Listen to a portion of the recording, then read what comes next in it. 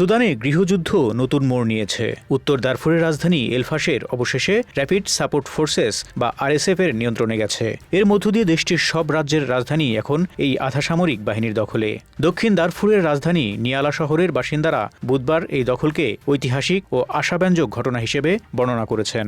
স্থানীয় বাসিন্দা তাহের ওসমান ইসা বলেন, এটি আমাদের সবার জন্য এক মহান আনন্দের মুহূর্ত। পুরো সুদানি জনগণের জন্য এটি গর্বের বিষয়। আমরা আশা করি আল্লাহর কৃপায় এলফাশের এখন নিরাপদ ও স্থিতিশীল থাকবে।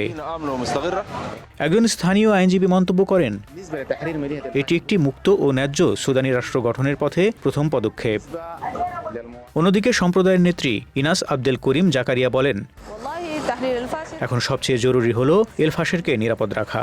এজন্য ফেডারেল পুলিশকে পুনরায় এখানে ফিরে আনতে হবে এবং র্যাপিড সাপোর্ট ফোর্সের তত্ত্বাবধানে রাজ্যের নিরাপত্তা পরিস্থিতি উন্নত করতে হবে।